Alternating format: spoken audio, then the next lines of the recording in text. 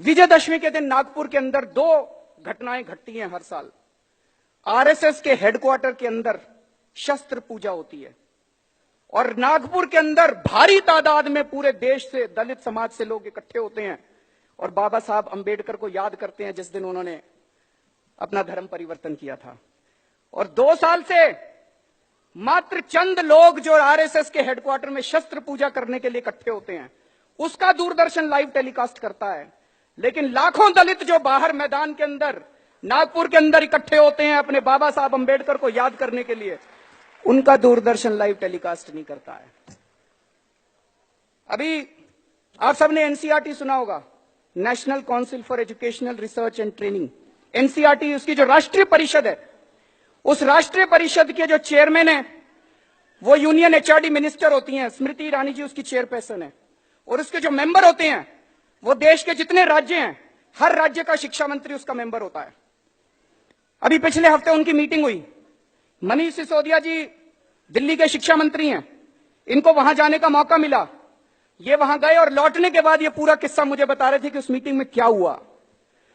NCERT की meeting में इन्होंने बताया 5 मिनट, पहले 5 मिनट में जो उनका फॉर्मल एजेंडा था वो पूरा कर लिया और उसके बाद चर्चा शुरू हुई। उसमें कई बीजेपी शासित राज्यों के भी शिक्षा मंत्री थे। चर्चा शुरू हुई कि सावरकर को स्कूलों के सिलेबस में लाया जाना चाहिए कि नहीं लाया जाना चाहिए। मनीष ने उसका विरोध किया।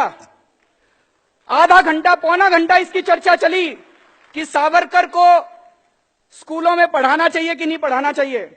जब मनीष ने विरोध किया, उनको लगा बाहर बात फैल जाएगी, तो स्मृति जी कहते हैं नहीं नहीं, इसको बात को यहीं खत्म करते हैं, हम नई शिक्षा नीति बना रहे हैं, उसमें डाल देंगे, इसको बाद में आपको बताएंगे इसके बारे में। मैं आज मनीष सिसोदिया से अपील करना चाहता हूं, उन लोगों को सावरकर पढ़ाने दो, आप दिल्ली के सारे स्कूलों में अंबेडकर साहब को पढ़ाइए।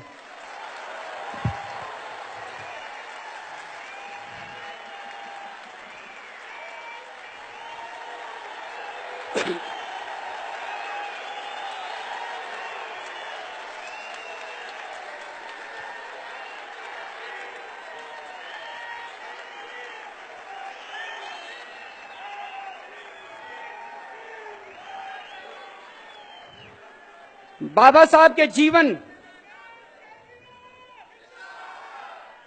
बाबा साहब के जीवन और बाबा साहब के विचार, बाबा साहब के संदेश, इनको विस्तार से आप दिल्ली के सारे स्कूलों में इसका सिलेबस तैयार किए और सारे स्कूलों के अंदर इसको पढ़ाने का इंतजाम कीजिए। आरएसएस के प्रमुख कहते हैं रिजर्वेशन के ऊपर पुनर्चर्चा होनी चाहिए।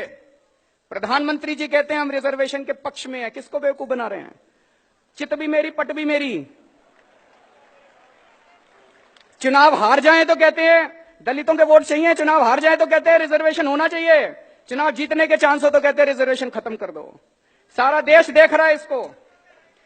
मैं एक ही चीज कहना चाहता हूं जी, मोदी जी देश नहीं है, आरएसएस संसद नहीं है और मनुस्मृति संविधान नहीं है।